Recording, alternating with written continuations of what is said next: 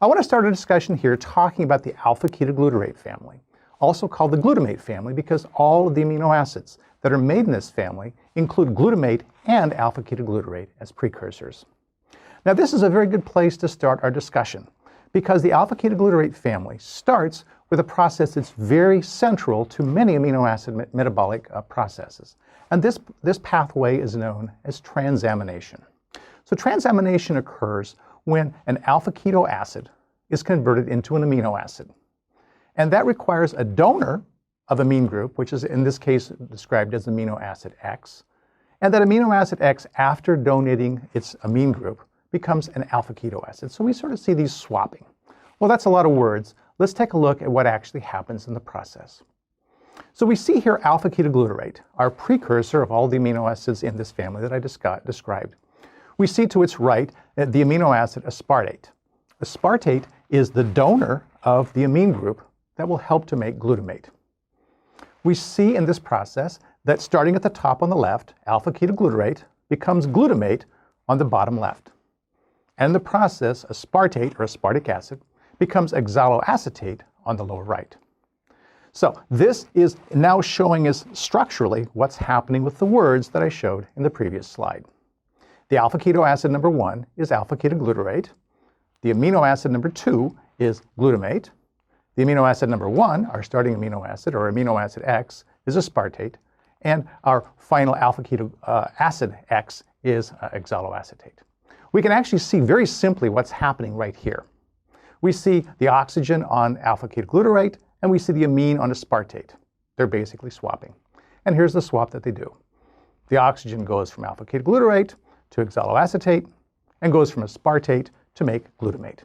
This is central to transamination, and every transamination that I describe will have exactly this going on. The molecules in other transaminations will differ in terms of what the starting materials are, but all that's happening are the swapping that I describe here. So that, having understood now what the process of transamination is, we can begin to understand metabolism that's happening among many amino acids. The next amino acid I want to describe its synthesis of is glutamine. And glutamine turns out to be central to amino acid metabolism for a very different reason. And it actually relates to another lecture I will give in this series relating to the urea cycle. And we'll see what happens here. Now, glutamine is really important for what I describe as nitrogen metabolism. And when we talk about nitrogen metabolism, we're really talking about something that all amino acids have to have, the amine, of course, containing a nitrogen. Well, not all nitrogens get onto amino acids as a result of transamination. It's a very common way, but not the only way. In making glutamine, glutamine is made in a very simple reaction from glutamate, as we see here, and we've already seen how glutamate is made. The enzyme that catalyzes this reaction is known as glutamine synthetase, and you can see it requires ATP. But we see that the nitrogen source here is ammonia, or in this case, ammonium ion, which is the same in an aqueous solution.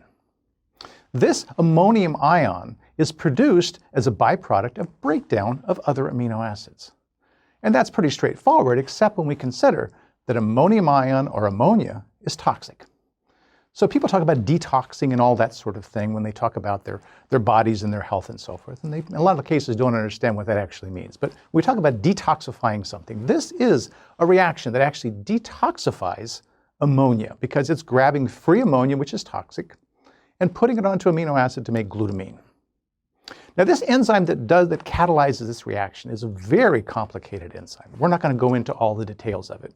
But suffice it to say that this reaction is important to control. Cells don't want to make too much of anything, and so this reaction is important for grabbing ammonium, but if a cell makes too much glutamine, it'll have other problems. So therefore it's important to control how much glutamine is being made.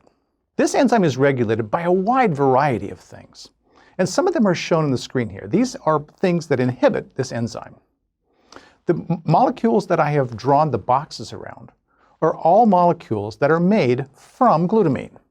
We see histidine and tryptophan among the amino acids. We see AMP and CTP among the nucleotides. And we see carbamyl phosphate and glucosamine 6-phosphate among other molecules. All of these are made from glutamine. So why is it important that these things inhibit the glutamine synthetase? The reason it's important is because as they start to accumulate, it means that the cell has abundant glutamine. If they get too high, glutamine's too high. If they get too high, they turn off this enzyme. So there's a balance that's actually happening in controlling the synthesis of glutamine. Now, the alpha-ketoglutarate family is important because, as I said, we have to control how many different things are made, particularly of glutamine. So glutamine is very central to the metabolism of all the amino acids that's happening. Glutamine synthetase has multiple sites, and that's actually how it controls the synthesis of glutamine. Those multiple sites are not for making glutamine, but rather for binding inhibitors. So you saw on the last slide about 10 different inhibitors that can affect the enzyme. And there are multiple sites on glutamine synthetase, one for each of the various inhibitors. So as we look at the amount of inhibition that the enzyme exhibits, it's actually a function of how many of those sites are bound to inhibitors. The more inhibitors are present, the more sites will be bound, and the more the enzyme will be inhibited. It's important that the enzyme not have a simple on-off synthesis control as we have seen other enzymes, but rather that we have an up-down regulation where we make it more active or less active depending upon how much these other molecules are needed. Now, glutamine synthetase is important, as I said, for removing ammonia. And this is important in many places in the body, but particularly in the brain. As we'll see in some of the other lectures in this series, the accumulation of ammonia in the brain has very important problems neurologically. Ammonia is produced by reducing nitrites, which can be found in the diet, by amino acid metabolism, and also by photorespiration, which occurs in plants. In the liver, glutamine oxidation by glutamate dehydrogenase actually releases ammonia for synthesis of urea. And urea is the excretion product by which we get rid of excess amines that appear in our body.